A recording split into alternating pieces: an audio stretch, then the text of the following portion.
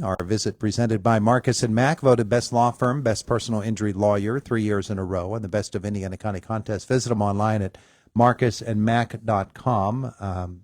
Everybody in Indiana County, I'm sure you as well, excited about the news today having to do with the Homer City Generating Station plant site now becoming the home of the nation's largest natural gas producing power plant, and the resultant AI possibilities, the potential there could be a real game changer for Indiana County. I know it's not something that your office is involved with, but you and everybody else has to be looking at this saying, way to go, Indiana County. Oh, that's a huge win for Indiana County. I mean, obviously my office is not involved in that, but it is such a win for our county. And I think when I was listening to you this morning, it said 3,500 construction jobs. Just the construction jobs. Just the construction jobs. I mean, that is fantastic to have such an economic opportunity for Indiana County. It's fantastic. I mean, that has such a positive effect in every aspect of our life. And in reality, you know, the effect was it'll help the criminal justice system in that every piece of research will tell you that when there's jobs available, when people can go to work and have a purpose, they're less likely to be involved in crime-related activities. So, you know, the criminal justice system will have a positive effect from it. But just overall, that's great news to wake up and hear. Yeah, it really is, and you're right. And I was thinking about that, the fact that you know, your job becomes much. I don't think easier is the word, but you know, there is sort of an easing of tensions when there are economic opportunities and possibilities for folks that have the opportunity to actually, you know, there's a choice now that maybe they didn't have before. Oh, absolutely. And I think the vast majority of the people, they want to work, they want to have a purpose, they want to support themselves, they want to support their families. And when you have opportunities like this, it is just a win after win for our county. Yeah, quality of life. All right, so there are some things in which your office is directly involved. There will be a murder trial in Indiana County, a homicide trial in Indiana County next week, I believe, is when jury selection begins. Yes, we do have a homicide trial starting next week. Yeah. So those sorts of things do go on, and you know, we hear about these issues of life a lot, issues of scams, always, drug activity, always. They don't go away. Things that you're able to do with your office in helping to, you know, stop things from happening before they get to the court level. For instance, we've had a number of different people on this week talking about Distracted Driving Awareness Month, which has just begun. And I know that's something that very much concerns you. Oh, it absolutely does. I mean, you go down the road, and Todd, I know you run. I do a lot of running. And you just go down the road and watch so many people staring at their phones while they're driving a 6,000-pound machine at 50 miles an hour. Yeah. And it can be scary.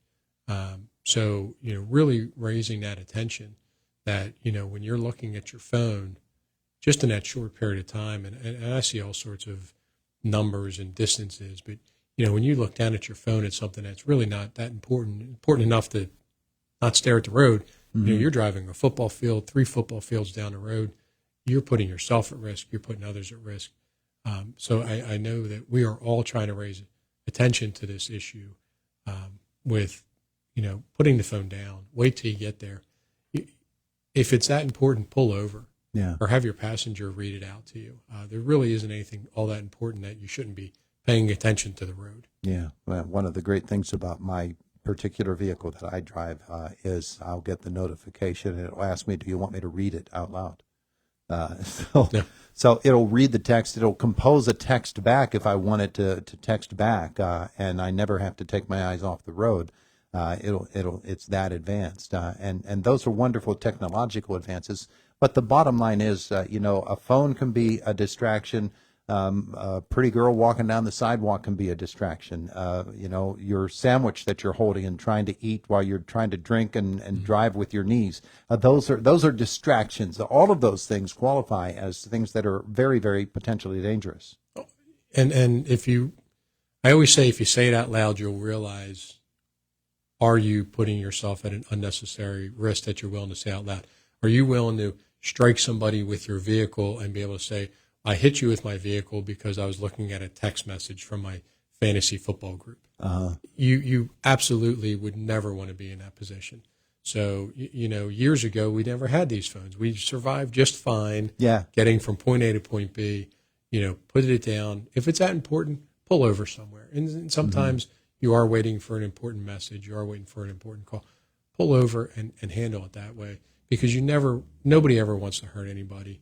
And you certainly don't want to be in a position where you said, man, I was in this terrible situation and here's why.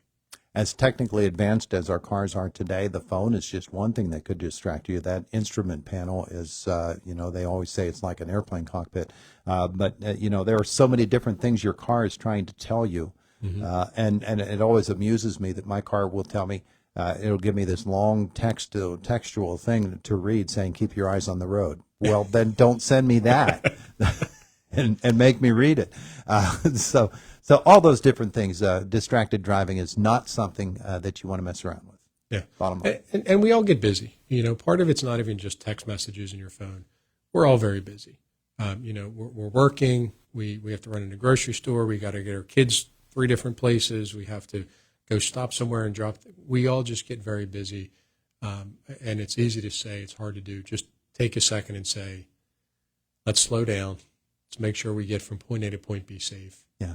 We're all better off. And guess what? If I'm 2 minutes late, I'm sorry for being 2 minutes late, but let's slow down a little bit and get from point A to point B. There you go. Nice and safe. There you go. All right. So that's distracted driving. We wanted to touch upon that. I think it's always good to check in with the Indiana County Drug Task Force and its work as well, because that's something else that never ends.